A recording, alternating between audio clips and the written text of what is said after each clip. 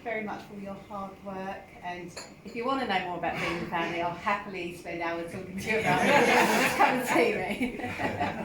Is that alright? Yeah. Thank you. Yeah, all the best. Thank you. Okay, mate, all right, yes, I'll leave you again, so sing for your supper. Are you going to talk? Well, just that, I have to say, it's not just down to us three, it's down to each individual one of our team that do all the pamper hampers. This will help out, collect pamper hampers down the line as well to people we give to unsung heroes.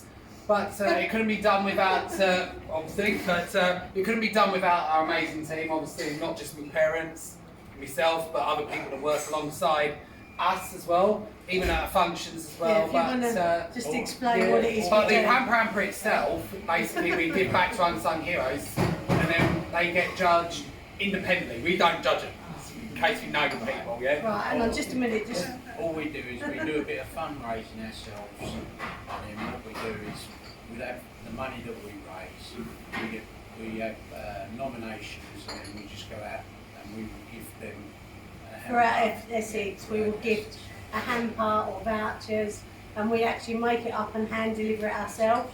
So we've done to the needy, disabled, people that go that extra mile in our local community. Unsung heroes. So the unsung heroes of Essex. We've currently done 97 individuals and groups, and then we also do a lot of autism awareness, and so yeah, we've got our finger in lots of pies.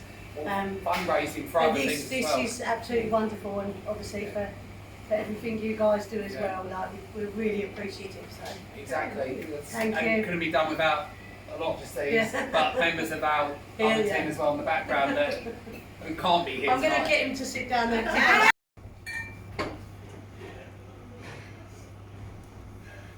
Once again, say a few words, we all know about you anyway. Well, I think that's it. I mean, so many people in Basildon and the surrounding area have been touched by or know people who've been touched by St Luke's Hospice. I'm a volunteer at the hospice, and I'm part of that. I'm part of the fundraising team.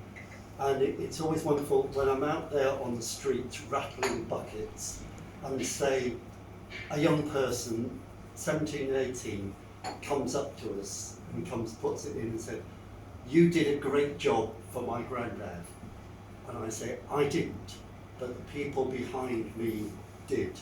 And that's why I go out rattling a bucket, because there are some wonderful people at St Luke's supporting inpatients out in the community, supporting the families who are going through an awful lot, and bereavement afterwards, with children, with adults. There is so much that St Luke's does that people don't perhaps appreciate.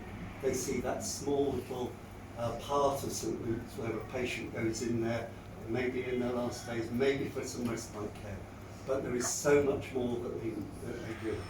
And those buckets, I always say to people, they put a few coins in and say, "That's what I've got to say." It all adds up.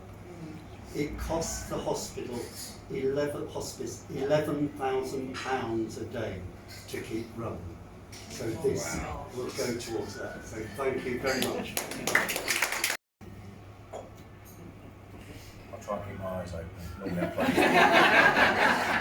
You know, I don't know much about this charity, so I'm going to tell you, Paul's going to tell you everything he knows. Well, thank you, Peter. Well, first and foremost, thank you guys for inviting us here tonight. And also thank you to you all for this really kind donation. The support that we get from the Rotaries and the donations we get are actually really invaluable for us. And on behalf of the team of the charity at Challenging MND, we really are grateful for this. Just to take it back a little bit, so Challenging MND was the inspiration of a chap called Alex Gibson, who came to one of the Rotary meetings, I think a couple of years ago, Ben. Alex was diagnosed with MND 6 years ago now. He's still going strong. He's losing his voice, sadly, and his mobility is a little bit unstable. But Alex had this vision back at the beginning about wanting to help people with motor neuron disease. He's an athlete, a sportsman, a very driven person, and he wanted to be able to raise money and funds for people with motor neuron disease. They could set their own challenges, and that's the main goal of of challenging MND. Whilst it's about raising awareness of this illness, it's also one of our main goals is to create challenges that create these lifelong memories for people with this advanced onset motor neuron disease. If you know the disease, you know that it will rob you of your bodily functions, but your mind stays sharp and stays strong. So we want people to have these challenges with their friends, their loved ones, so they can kind of have those memories forever. We've kind of, in the last couple of years, we've grown quite well, which has been great, but we've realised that people with motor neuron disease, it's not about them being able to do physical challenges, it's about everyday challenges for them. You know, for them it's getting out of bed in the morning, it may be able to feed yourself, being able to talk to somebody. That's kind of real world challenges.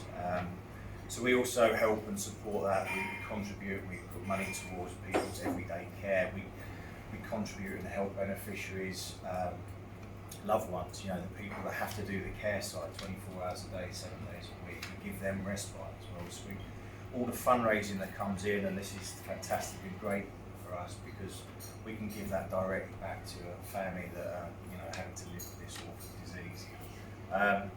Recently, in last June, so in the last 4 weeks, we've just reached our 300th beneficiary, which is a bit of a big milestone for us. So we've only been going for 5 years, and it's really ramped up the last couple of years.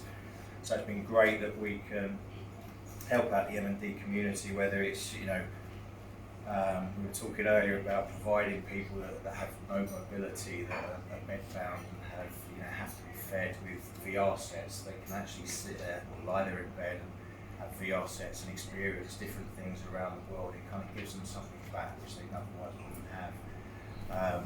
Other beneficiaries, one recently, a nan had just been diagnosed. We were able to send her grandkids and her children off to centre parks. We were able to pay for that and create those memories for them as well. So we're doing those little bits to give back to the community and hopefully give something back to people, because that's what's missing in their lives.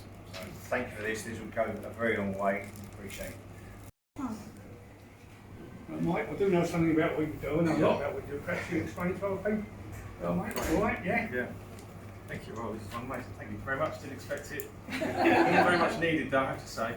Now, we've been providing computers that we refurbish for about 4 years now. It started in the pandemic, and it's changed. It completely changed my life. I was very much a corporate man for many years, and never really enjoyed it. And I've sort of found my calling, and seems to be making a really big difference in the community. We're getting kids coming in, learning how to fix computers and refurbish computers. We're giving thousands of these things out to the public. We've got a big event tomorrow, well publicised, where we're giving away 100 computers at Woodland School to families that don't have devices at home, and we hope to make that a regular thing. We're going to set up a centre at some point where we start teaching cybersecurity and avoiding gambling and all the things that positive side of the web, but also the negative side of being online as well. So there's a lot going on. It's a tiring task, but with the support of the Rotary, it's been pretty amazing over the years. And we'll see where this adventure takes us. So keep an eye on us. But thank you very much for this. Really appreciate it.